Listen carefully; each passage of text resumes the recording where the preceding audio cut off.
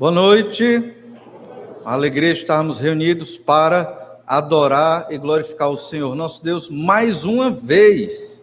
Quem veio domingo pela manhã esteve junto aqui estudando a palavra do Senhor e buscando servir ao Senhor neste dia que é tão especial, um dia que separamos para adorar o Senhor nosso Deus de modo mais especial. Todo dia devemos adorá-lo de maneira individual, particular, no nosso devocional, nas nossas orações, mas domingo de uma forma mais especial, adorando e louvando o nome do Senhor.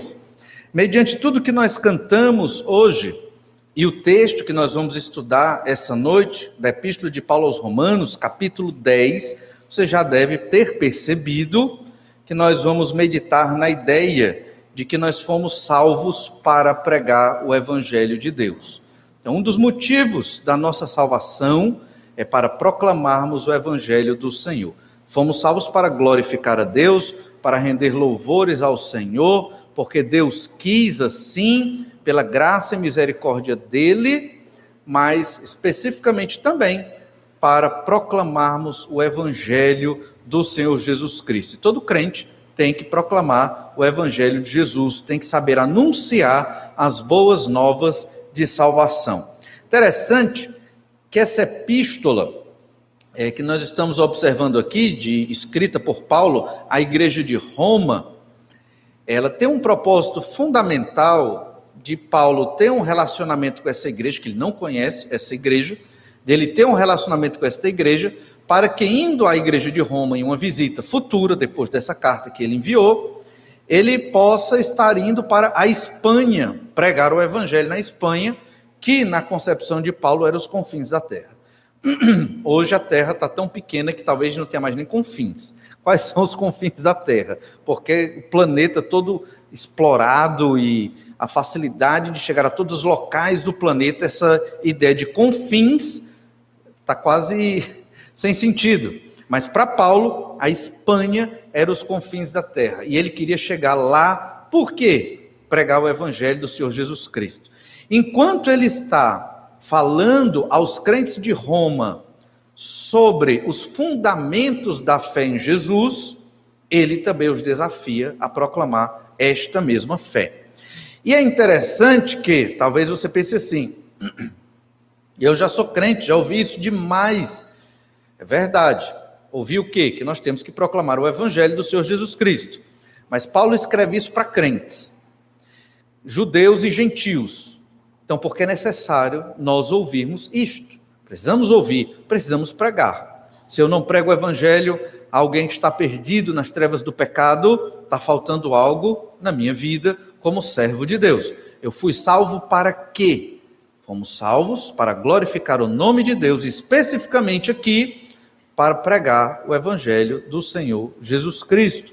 Então, temos que ter isso em mente e temos que trabalhar para que a nossa vida transpire o Senhor Jesus Cristo, para que a nossa vida transpire os valores de Deus e da palavra de Deus. Pregar o evangelho não é só você apresentar os versículos daquele plano de evangelização que a gente aprende na igreja, na escola dominical, também, mas não é só isso. Você prega o evangelho com a sua vida, com o seu testemunho, e no momento certo você apresenta a necessidade de arrependimento e de fé. Então, fomos salvos, fomos chamados por Deus para levar o evangelho aos perdidos. É uma tarefa dos missionários, sim, mas Paulo está desafiando esta igreja a isso. Outro detalhe interessante, antes de ler o nosso texto de hoje, é que numa igreja, naquela época, que tinha judeus e tinha gentios convertidos ao Senhor Jesus Cristo, os judeus, eles tinham um certo conhecimento a mais. Por quê? Porque eles foram educados na lei de Moisés. E o evangelho já era pré-anunciado na forma de promessa no Antigo Testamento. Então todo mundo que era judeu já estava tipo assim, 10 passos à frente no conhecimento de Deus, da Escritura, da revelação, das profecias, do que um gentil, um grego, que nunca leu o Antigo Testamento, que creu naquele momento. Ele, assim como nós, hoje, tinha que fazer uma leitura mais aprofundada, um estudo mais intenso, para compreender as verdades de Deus, porque ele não tinha tido o ensino básico na sua infância, nas idades mais jovens, sobre a verdade do Senhor. E é por isso que Paulo fala aos gentios nessa epístola, mas muitas vezes aos judeus, porque os judeus, nesse primeiro século e no segundo século também, a Bíblia ela só trabalha esse período do Novo Testamento aqui do primeiro século. No segundo século, os judeus, eles eram líderes da igreja ainda, e os gentios estavam, os que não eram judeus, aumentando no conhecimento da Escritura e no conhecimento de Deus. Só no século III é que a igreja se torna bem mais gentílica e poucos judeus ali nas bases da igreja, na liderança ou nos fundamentos da igreja de Jesus. Por isso que ele se coloca sempre em conversa, o apóstolo Paulo aqui, tratando com judeus. Eles geralmente eram a liderança dessas igrejas. A gente não pode definir exatamente que eram, mas normalmente eram crentes judeus que já conheciam a verdade do Senhor. E nós queremos hoje, mediante isso, entendendo que fomos chamados para pregar o Evangelho, perceber isso através de 3 informações importantes no texto que nós vamos ler agora, que é Romanos 10, verso 14. Olha aí na sua Bíblia. Vamos ler do 14 ao 21. E diz assim: como, porém, invocarão aquele em quem não creram? E como crerão naquele de quem nada ouviram? E como ouvirão se não há quem pregue? E como pregarão se não forem enviados? Como está escrito, quão formosos os pés dos que anunciam coisas boas. Mas nem todos obedeceram ao Evangelho, pois Isaías diz: Senhor, quem acreditou na nossa pregação? E assim a fé vem pela pregação, e a pregação pela palavra de Cristo. Mas pergunto, porventura não ouviram? Sim, por certo. Por toda a terra se fez ouvir a sua voz, e as suas palavras até os confins do mundo.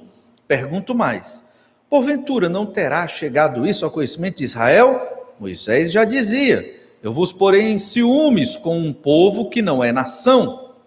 Com gente insensata eu vos provocarei a ira.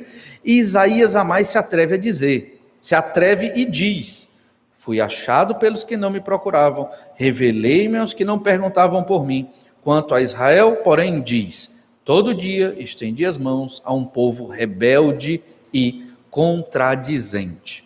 E você percebe que esses versículos, principalmente do 16 em diante, é muito focado aos judeus, a casa de Israel. Judeus convertidos, membros da igreja de Roma, sim, naquele primeiro século.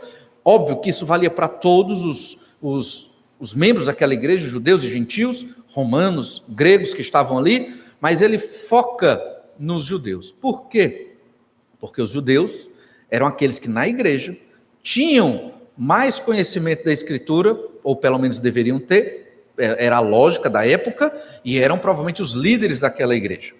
Nós somos chamados para proclamar o Evangelho do Senhor Jesus Cristo. Fomos salvos para proclamar este Evangelho. E nós queremos ver 3 elementos aqui nesse texto que nos apontam isso. Primeiro elemento: as pessoas somente serão salvas se os crentes pregarem. Esse é o primeiro elemento. Ah, mas você disse, domingos atrás, que é Deus quem escolhe, lá no capítulo 9, na verdade. Olha o capítulo 9, verso 11.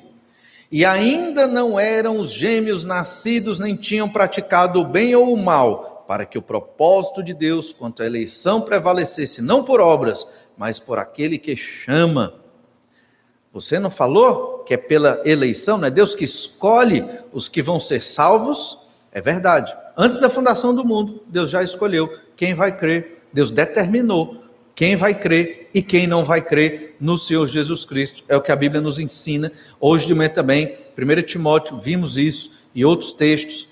Mas o importante é compreender o plano de Deus, que é o que nós temos estudado na Escola Bíblica Dominical, domingo pela manhã, no aulão, que já está aí há 3 domingos. O próximo domingo vai ser a última etapa desse aulão. E nas quartas-feiras tem também as meditações sobre a vontade de Deus.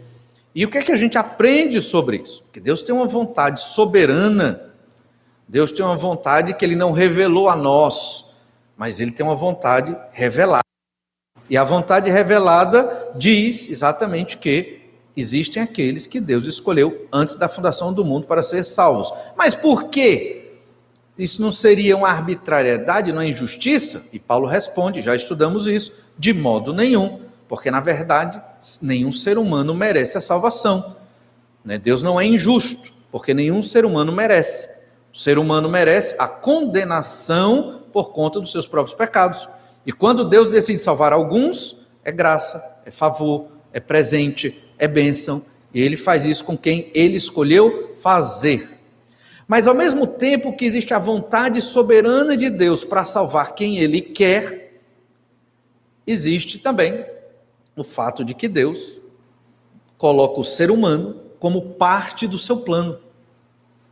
Tem os meios para chegar aos fins dentro do plano de Deus. Qual é a finalidade? Pensando na salvação, aqueles que vão crer. Mas Deus colocou um método, um meio. Só vai crer se ouvir o Evangelho.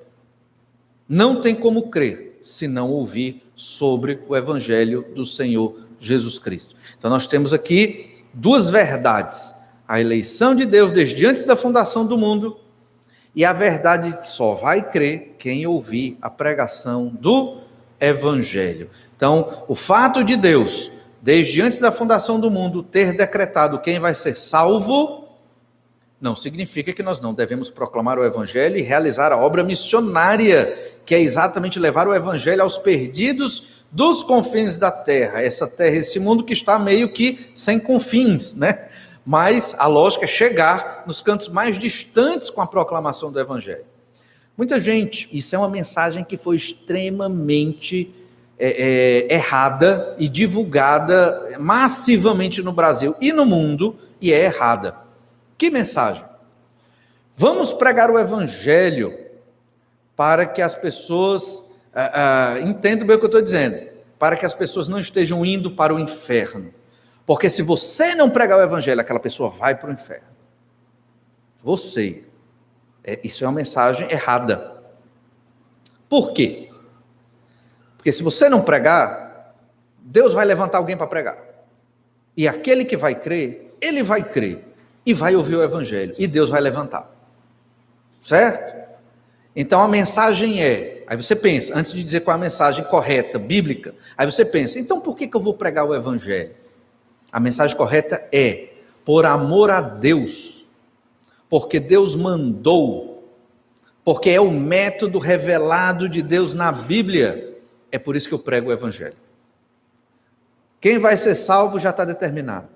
Quem vai ser condenado já está determinado. O plano de Deus é perfeito, e ele vai se consumar, quer você seja fiel, ou eu seja fiel, quer eu não seja fiel, o plano de Deus vai se consumar, vão se converter os que vão se converter, os salvos em Cristo vão estar com o Senhor no final dos tempos. A igreja do Senhor já é vitoriosa. Nós estamos numa obra que já é vitoriosa, porque Jesus morreu na cruz pelos pecados daqueles que haverão de crer no nome do Senhor Jesus Cristo. Nós não sabemos quem são eles. Pregamos o Evangelho para a glória de Deus. E aqui, irmãos, é algo muito importante para a vida de cada crente em Jesus. Tudo que você faz em obediência ao Senhor tem que ser para a glória de Deus. Tem que ser por amor a Deus. Tem que ser porque Deus mandou, porque Ele é o Senhor.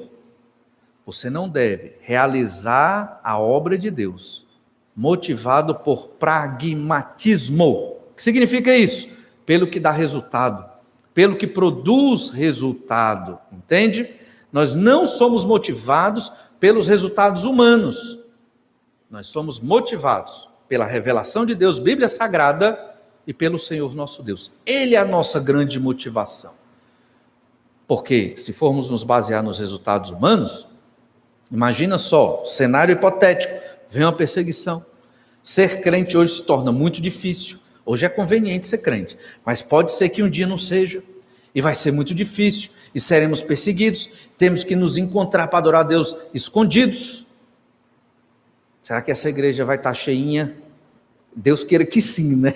Deus queira que no dia da perseguição todos nós e muitos outros estejam prontos para sofrer pelo Senhor Jesus Cristo. Mas não vai ser agradável ser crente nesse período.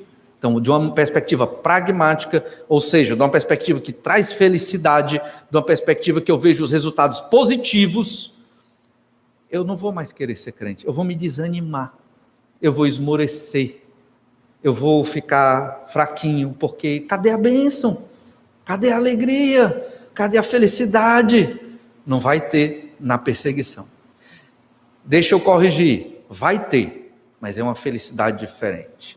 É a alegria de sofrer por Jesus. Só conhece esta felicidade os crentes no Senhor Jesus Cristo, aqueles lavados pelo Cordeiro de Deus, aqueles que têm mais prazer em obedecer a Deus do que ter as coisas deste mundo. Estou falando das coisas lícitas. Tem mais prazer em agradar a Deus e viver para Deus do que as coisas que este mundo nos traz. Entendemos então que o fato de eu ser chamado para pregar o evangelho não invalida a eleição de Deus. São duas verdades. Deus elegeu aqueles que vão crer os que Ele quer. Nós temos a bênção de sermos usados por Deus nesta grande obra. É uma bênção, é um privilégio que eu tenho, que você tem, de proclamar o evangelho de Jesus. E eu não quero colocar um fardo sobre você, de forma nenhuma. Mas eu quero lhe desafiar a proclamar o evangelho à medida da sua condição. Se você pode levar o evangelho para uma pessoa todo dia, uma vez por semana, para os seus familiares, numa conversa amigável, com um folheto, com mensagem no WhatsApp, não sei o método que você vai usar. O que não pode acontecer é nós simplesmente nos acomodarmos e não termos na nossa vida esta vontade de adorar a Deus proclamando o evangelho do Senhor Jesus. As pessoas somente serão salvas se os crentes pregarem. É o que nós lemos em Romanos 10, verso 14. Como, porém, invocarão aquele em quem não creram? Como? Como é que ele vai invocar? Invocar que é chamar, pedir ajuda, suplicar por ajuda para não ser condenado. Como ele vai invocar se ele não creu? Mas antes de continuar a leitura do verso 14, só recapitulando, nós vimos na mensagem anterior, nos versículos anteriores, que a salvação em Jesus, ela é acessível. Foi o que nós vimos. E nós vimos no verso 9, de modo muito claro, que essa mensagem já era proclamada no Antigo Testamento, um proto-evangelho, um pré-evangelho, porque o evangelho, tecnicamente falando, veio com Jesus Cristo, o Senhor Jesus Cristo, as boas novas. Mas o verso 9 diz: com a tua boca confessares Jesus como Senhor, e em teu coração creres que Deus o ressuscitou dentre os mortos, serás salvo. Está aqui, é isso aqui que a gente tem que fazer, orar a Deus, arrependido dos pecados, aqueles que ainda não fizeram, é claro, e suplicar salvação pelo Senhor Jesus Cristo. Quem suplica a salvação entende que Jesus é o seu Senhor, e agora eu vou viver como escravo de Jesus. É a melhor escravidão do mundo, né? É ser escravo do Senhor Jesus Cristo e viver para a glória dele. E no verso 10 diz: porque com o coração se crê para a justiça, com a boca se confessa a respeito da salvação. Então, crê numa perspectiva interna, na mente, coração. Não é uma crença somente externa, uma crença interna, mas que se expressa verbalmente. O crente, ele tem que falar da sua conversão, ele não pode viver sem falar da sua conversão, ele tem que falar, tem que ser expresso verbalmente. E então no verso 11, porquanto a Escritura diz: todo aquele que nele crê não será confundido, todo aquele que nele crê não vai fugir, né? Não vai temer. Verso 12, pois não há distinção entre judeu e grego, uma vez que o mesmo é o Senhor de todos, rico para com todos os que o invocam, porque todo aquele que invocar o nome do Senhor será salvo. Invocar é clamar, suplicar por ajuda. É o que nós vimos lá em Atos, capítulo 2, no final do sermão de Pedro, como observamos hoje pela manhã. Eu percebi que eu estou perdido. Jesus é o Salvador. Eu gritei para crucificar Jesus. Contexto do sermão de Pedro em Atos 2 de hoje de manhã, que nós pregamos aqui na igreja. Eu crucifiquei Jesus, porque eu pedi para Jesus ser crucificado. Estou perdido, eu crucifiquei o Filho de Deus, o Messias prometido. E agora, Pedro? E agora, Simão? O que é que eu faço? Aí Pedro responde: arrependa-se dos seus pecados, né? E seja batizado. Então, essa é a ideia. A pessoa, ela, ao ouvir a mensagem do Evangelho, percebeu o seu estado de perdição e ela reage em fé. E é assim que nós devemos levar o Evangelho para as pessoas. Nós não devemos constrangê-las a crer em Jesus. Nós devemos pregar o Evangelho como embaixadores de Cristo.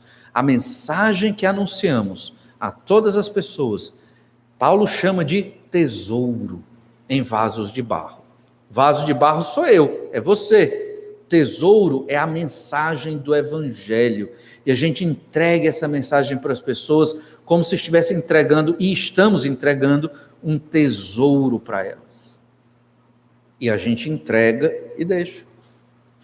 E a pessoa deve reagir a isso, porque o Espírito Santo vai agir na vida dessa pessoa e ela vai reagir dessa forma. Não sei como foi como você, mas na minha conversão, eu tinha 11 anos de idade, eu ouvi o Evangelho e li na Bíblia e orei no meu quarto, na minha cama, pedindo para Jesus me salvar. Nunca tive o privilégio de uma pessoa anunciar assim para mim, claramente, dedicar 1 hora para mim. Paulo, eu queria falar uma mensagem especial para você. Eu nunca ouvi isso.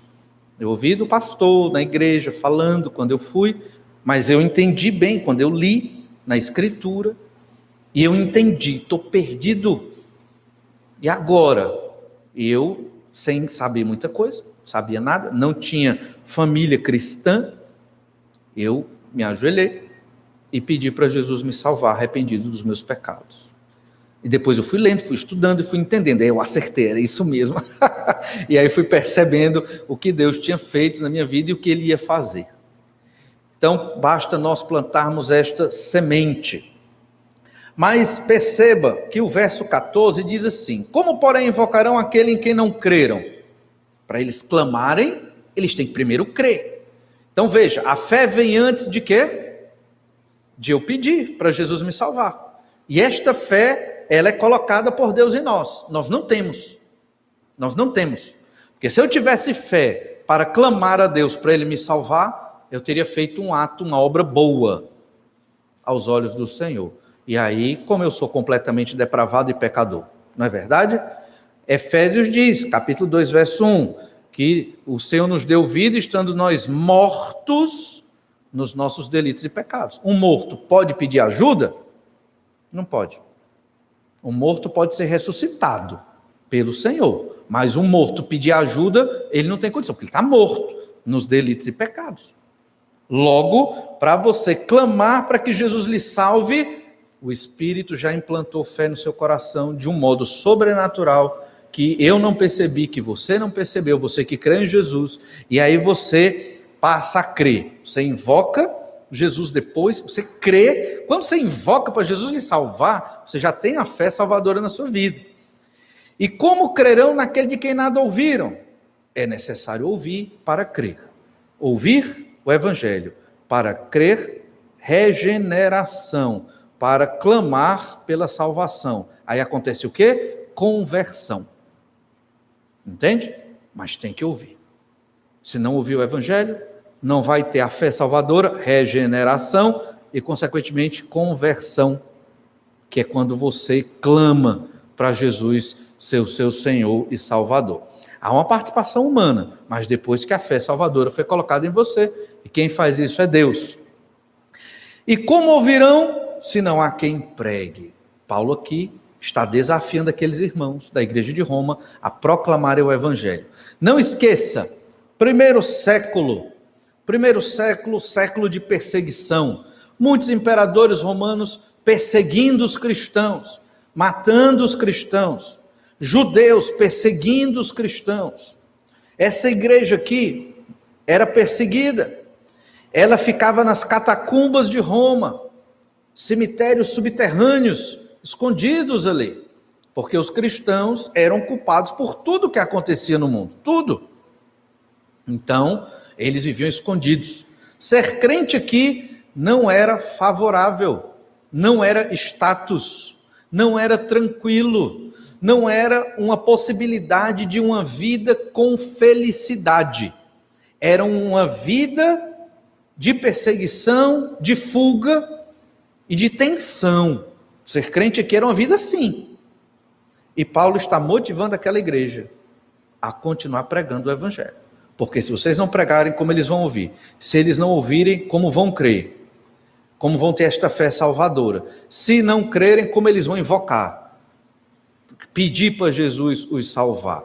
É Deus quem escolhe, mas é necessário a proclamação do evangelho, e por isso eu e você temos que pregar o evangelho. Não sabemos quem vai se converter, quantos vão se converter. Isso não faz parte das informações reveladas que Deus quis nos dar. Mas a informação revelada que Deus nos deu, a ordem é: pregue o evangelho. Esse é o seu trabalho. É o meu trabalho. Foquemos no nosso trabalho.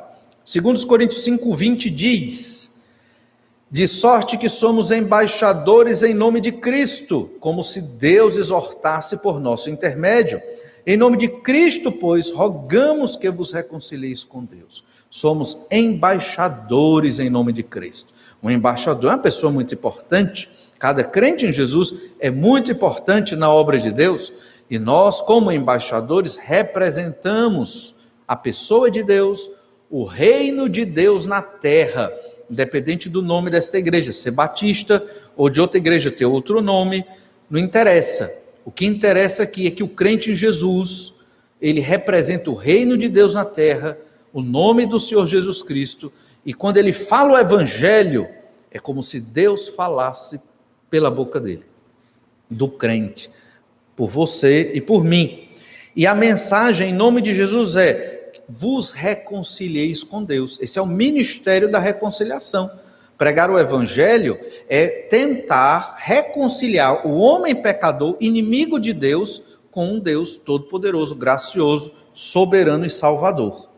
Lá em Mateus capítulo 10, verso 20, lemos também: visto que não sois vós os que falais, mas o Espírito de vosso Pai é quem fala em vós.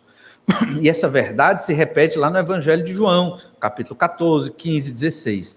Então, quando você prega o Evangelho, saiba disso, é o Espírito de Deus que está usando você para levar o Evangelho para um perdido.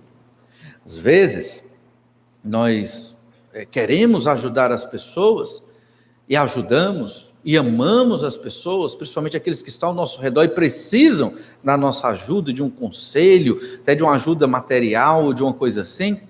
Mas olha, a melhor ajuda que você pode levar para alguém é a proclamação do Evangelho de Jesus. Porque se Deus quiser converter aquela pessoa e ela crê em Jesus, ela vai ser outra pessoa, nova criatura, um filho de Deus, livre da condenação do inferno e certamente vai ter uma vida muito melhor aqui nessa terra, cheia de pecados, cheia de trevas e de destruição. Mas é necessário, para alguém ouvir este evangelho, é necessário haver um arauto. Nós falamos de embaixador aqui, mas existem os arautos. Quem são os arautos? São aqueles que anunciam a chegada do rei, são aqueles que falam de um reino que está dominando e conquistando. A palavra evangelho, no Novo Testamento grego, se refere a boas novas. Mas são boas novas de uma vitória, da vitória de uma batalha. O arauto, o mensageiro, quando a batalha era vencida, ele vinha correndo, era um cabo que corria muito. E ele corria de volta ao seu povo, porque daqui que o exército voltasse ia demorar. Então ele vinha na frente, e ele chegava na colina, já tinha outro lá na ponta esperando, e ele dava o sinal, ou o aviso, a mensagem: vencemos a batalha. Esse é o arauto. Anuncia essa mensagem de vitória. E nós vencemos quando Jesus foi pregado na cruz, porque o pecado, ele tem os seus fins contados. A morte tem o dia de morrer, de acabar. Estamos só esperando a consumação destas coisas. O sofrimento que passamos hoje vai acabar, porque Jesus foi pregado na cruz. Temos esperança de viver uma vida eterna com Deus, maravilhosa, corpos ressurretos, mais intimidade e comunhão com Deus, Pai, Filho e Espírito Santo, numa terra totalmente reformulada, melhor do que a que temos hoje. Essa vitória só foi possível porque Jesus morreu na cruz pelos nossos pecados e ressuscitou ao terceiro dia. Esta é a vitória. Não tem vitória maior do que essa.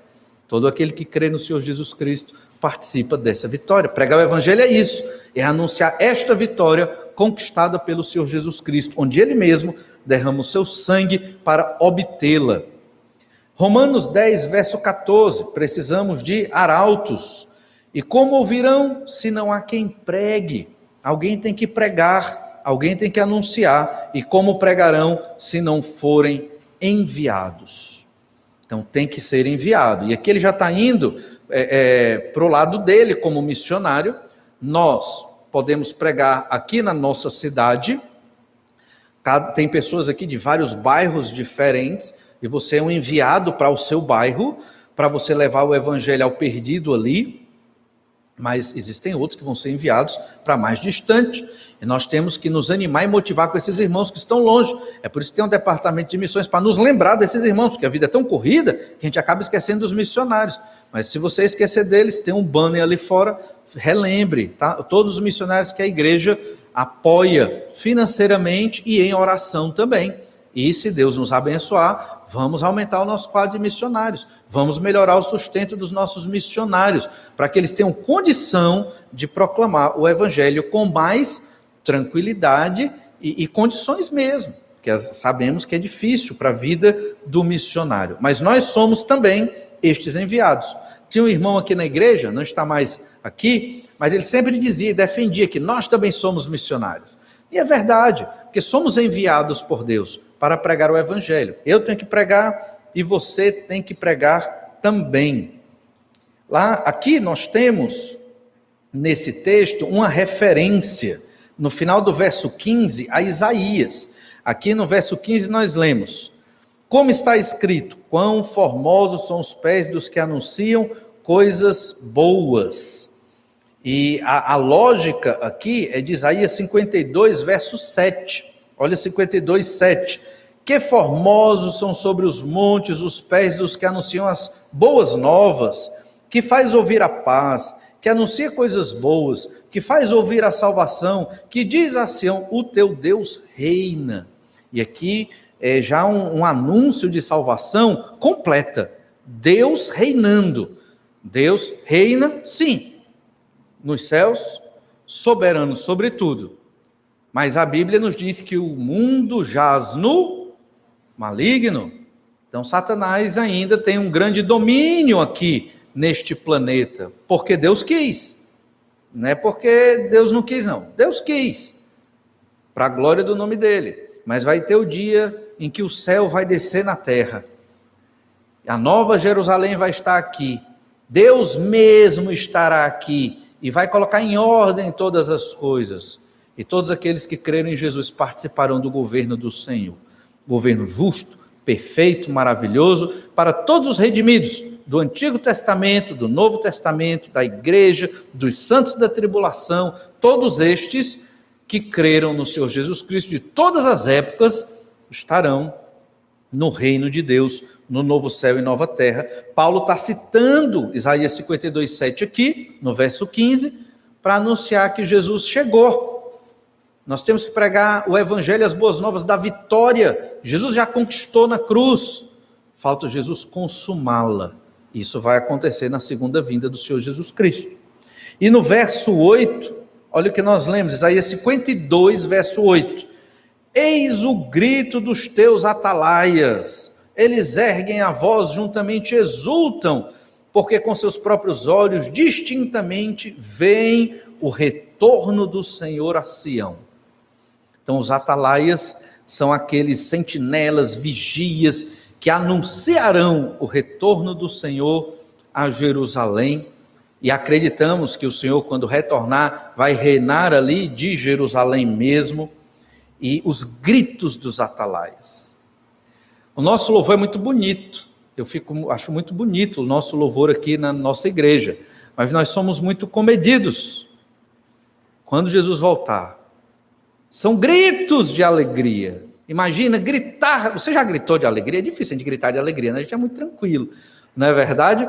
Mas serão gritos de alegria, e uma felicidade assim, contagiante, que nós não conseguiremos conter, porque o Senhor vem reinar em Sião, e essa é a nossa esperança, e Ele vem reinar mesmo. Perceba então, que Paulo está mostrando que as pessoas somente serão salvas se os crentes pregarem. Nós somos estes atalaias hoje, nós somos estes arautos hoje, embaixadores de Cristo hoje. Somos nós que temos que passar a alegria do Senhor Jesus Cristo para os que estão perdidos nas trevas do pecado. O problema é que nem sempre estamos alegres com o que Jesus nos deu, com a salvação que temos em Jesus. Muitas vezes reclamamos demais da vida, dos problemas, das dificuldades terrenas, e perdemos o ânimo de pregar o Evangelho. Não sei se você já passou por isso, mas é muito comum. Olhamos, nos apegamos às coisas daqui, e quando as coisas fogem do nosso projeto terreno, a gente fica triste, abalada, esquece a missão, esquece a adoração, esquece o Evangelho e nos focamos em resolver os nossos problemas. Essas são as armadilhas desta terra. Isso nos impede de realizar a real missão, o propósito de Deus para nós, levar o Evangelho aos perdidos. Então fique ligado, se isso acontecer com você, se em algum momento da sua vida você ficar mais envolvido com as situações desse mundo, não tem tempo para orar, ler sua Bíblia, proclamar o Evangelho, você pode até estar participando ativamente da igreja, mas você já se desviou. Você já se desviou. Seu coração já está no outro canto. Você pode até estar vindo para os cultos, você pode até estar participando das sociedades da igreja, você pode até estar ativo em algumas áreas aqui, mas o seu coração está longe do Senhor. Entende? Então nós temos que nos focar no que é o melhor. Isso aí só lembra de quê? Marta e Maria, né? O que é o melhor? Né? Marta escolheu o melhor, não foi? Marta. Maria, sempre troco. Maria escolheu o melhor, não é? Ouvir o Senhor Jesus Cristo. Marta ficou preocupada com as tarefas de casa, fazendo a comida, as coisas, né? Para poder receber bem a visita. Não é verdade? Então, vamos escolher o melhor. O melhor não são as coisas dessa terra. O melhor é Jesus. É a missão que Jesus nos deu. Esse é o melhor. Faça o teste. Invista mais no reino de Deus, na proclamação do Evangelho. E veja se o Senhor não vai lhe fortalecer, não vai lhe dar as condições. Não estou dizendo que Jesus vai resolver todos os seus problemas. Estou dizendo que o Senhor vai lhe capacitar para que você continue fazendo a obra de Deus aqui na terra. Um segundo elemento aqui é que as pessoas somente serão salvas se crerem na pregação. Então elas somente serão salvas se elas crerem. E aqui é importante entender que existem muitas desculpas dos judeus para não crer. Os judeus, obviamente, que não creram. Segundo elemento, as pessoas somente serão salvas se crerem na pregação. Romanos 10,16. Mas nem todos obedeceram ao Evangelho, pois Isaías diz: Senhor, quem acreditou na nossa pregação? E assim a fé vem pela pregação, e a pregação pela palavra de Cristo. Primeira parte aqui, verso 16. Paulo está citando um texto muito conhecido de nós, Isaías 53. Você sabe que o livro de Isaías, ele é chamado de o quinto evangelho, ou o evangelho da velha aliança. E em Isaías 53, é um texto que descreve bem o servo sofredor, Jesus vai sofrer ali. E o início do capítulo 53 é exatamente o que Paulo está dizendo aqui em Romanos 10, verso 16. Isaías 53, verso 1. Quem creu em nossa pregação e a quem foi revelado o braço do Senhor? É como se Paulo estivesse, ele está invocando Isaías aqui e está dizendo, quem creu no evangelho que nós estamos pregando? Os judeus não creram, e a gente viu isso, muitos dos judeus não creram. Por que não creram? Aí vão dar desculpas. A gente vai ver os argumentos de Paulo contra as desculpas dos judeus que dizem que não creram. Mas nem todos obedeceram ao evangelho. Obedecer aqui é a ideia de eu não crer. Eu não obedeci à revelação de Deus para a salvação. Quando você lê Isaías 53, você vê a proclamação da chegada do Messias. Verso 2. Porque foi subindo como renovo perante ele, como raiz de uma terra seca, não tinha aparência nem formosura, olhámo-lo, mas nenhuma beleza havia que nos agradasse. Realmente os judeus do primeiro século não viram nada de bom em Jesus. E na verdade, muitos cristãos hoje, e até evangélicos, não veem nada de bom em Jesus. O que é que eles querem de Jesus? A bênção, né? A prosperidade, a solução dos seus problemas. Eles não querem Jesus para amar Jesus, porque Jesus morreu numa cruz por eles, para fazer a obra de Jesus, que Jesus deixou aqui para a igreja fazer, a proclamação do evangelho. Percebe? Querem Jesus, mas não querem amar Jesus, porque não veem muita beleza em Jesus, nesse sentido.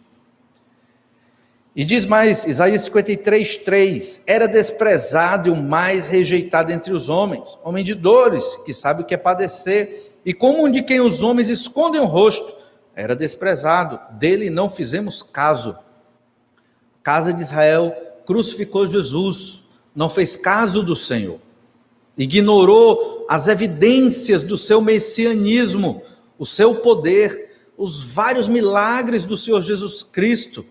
Eles ignoraram tudo isso, não fizeram caso, porque era um homem simples na forma, embora poderoso nas palavras e nas ações, porque era Deus e é Deus. Verso 4, certamente ele tomou sobre si as nossas enfermidades e as nossas dores levou sobre si, e nós o reputávamos por aflito, ferido de Deus e oprimido, mas ele foi traspassado pelas nossas transgressões e moído pelas nossas iniquidades. O castigo que nos traz a paz estava sobre ele, e pelas suas pisaduras fomos sarados. Perceba que aqui os verbos nesse texto estão no passado. Percebe? Foi traspassado, nos traz a paz no presente, mas ele foi moído. E todos os verbos desse texto se referem ao passado, mas isso não aconteceu ainda. É o que a gente chama no texto hebraico de um verbo no passado profético, porque está anunciando o que ainda vai acontecer. Mas é tão certo que vai acontecer, que a gente já escreve no passado, como se tivesse acontecido. É a ideia desse texto aqui.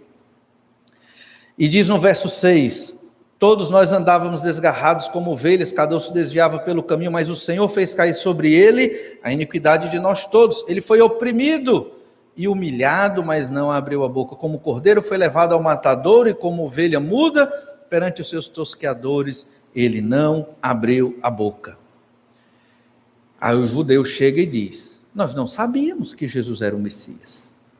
Eles dizem isso. E Paulo está combatendo exatamente isso. Vocês sabiam. E diz no verso 17 ainda, e assim a fé vem pela pregação, e a pregação pela palavra de Cristo. Fé para a conversão vem pela pregação dos crentes. E quando nós pregamos o que a Bíblia diz, se torna o quê? Palavra de Cristo. Então, quando você está pregando o evangelho, é a pregação, é o sermão. Aqui é uma pregação formal. Durante a semana tem as pregações informais, que você está pregando aí minutinhos da sua vida para as pessoas ao seu redor, lançando oportunidades para as pessoas se despertarem para o evangelho. Quando você faz isso, aquilo se transforma em palavra de Cristo, porque você está falando da revelação de Deus, você não está falando de algo seu que você inventou. E então, Ainda, olhe Romanos, voltando para Romanos, capítulo 10, verso 16, mas nem todos obedeceram ao Evangelho, nem todos quiseram ouvir, como não quiseram ouvir no Antigo Testamento. O livro do profeta Isaías, ele foi escrito numa época em que o profeta anuncia o cativeiro assírio, que foi em 722, Reino do Norte, e foram levados cativos. A gente fala cativeiro assim, parece uma coisa tão comum, né? Mas foi uma guerra, foi uma invasão dos assírios sobre Israel, mataram mulheres, mataram crianças, cometeram violências terríveis, destruíram ali quase tudo de Israel, o Reino do Norte, Samaria, Jezreel, Monte Carmelo, aquela região ali do norte, entendem? Então não é uma coisa tão simples assim. Isaías profetizou, eles não se converteram. E aí Isaías continua profetizando, agora para o Reino do Sul, para que eles se arrependam. Acabou o ministério de Isaías, foi aproximadamente 740 a 700 antes de Cristo. O cativeiro babilônico começa em 605, em 586, mas o profeta durante a vida dele alertou, arrependam-se, creiam no Senhor.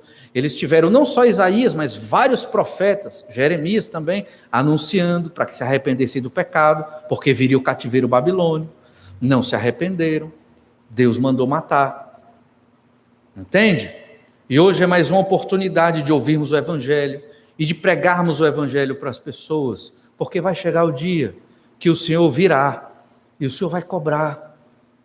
Porque Ele é Deus, Ele é soberano, a nossa vida está nas mãos dEle, pela graça de Deus nós cremos, não sabemos quantos vão crer, mas nós temos que levar essa bênção para as pessoas, essa é a bênção que as pessoas precisam, ouvir do Senhor Jesus Cristo, para ter o perdão dos pecados, para viver em liberdade, isso é liberdade, liberdade dos pecados, o pecado pesa, o pecado é sofrimento, o homem é orgulhoso, o ser humano não admite que sofre nos pecados, mas sofre, é orgulhoso, não dá o braço a torcer, mesmo estando ali na lama nos seus pecados. Às vezes nós passamos aquela maquiagem, o ser humano não convertido passa aquela maquiagem de que está tudo bem, está nada bem, sem Cristo e sem Deus, como a Bíblia diz, não tem nada bem, é desgraça, é sofrimento, é vazio, é plena tristeza, porque a Bíblia diz que felicidade é só com o Senhor, só na comunhão com o Senhor, é Ele que cuida de nós, é Ele que nos fortalece em tudo. E então vem um terceiro elemento do nosso estudo aqui nesse texto, é que as pessoas somente serão salvas se não rejeitarem o Senhor. E aí tem um terceiro elemento, se as pessoas vão crer ou vão rejeitar. Numa perspectiva humana, as pessoas rejeitam o Evangelho e aceitam o Evangelho. Na perspectiva de Deus, quando Deus chama alguém para conversão, aquela pessoa não tem como dizer não, é impossível. Quando eu criei no Senhor Jesus, eu era uma criança, eu não sabia dessa verdade, mas eu não tinha como dizer não para Jesus, era um negócio incontrolável, eu não tinha como dizer não para a fé em Jesus, o pecado era pesado demais, eu não via alternativa para a minha vida, porque a graça de Deus estava chegando ali. Acho que com você foi assim também, você não viu para onde correr, o que é a vida sem o Senhor? Não tem vida. E essa é a verdade que a Bíblia revela. Às vezes a gente não lê, quando você ouviu o Evangelho e vai crer em Jesus, você não leu tudo da Bíblia, você não sabe tudo da Bíblia, mas o principal é aquilo que você recebe quando a pessoa prega o Evangelho para você, e é aquilo ali que te faz refletir e pensar, o que é a vida? Sem o Senhor, sem a graça de Deus, sem a proteção, sem o cuidado, e sem a vida eterna. O que é a vida sem a vida eterna? Não tem vida.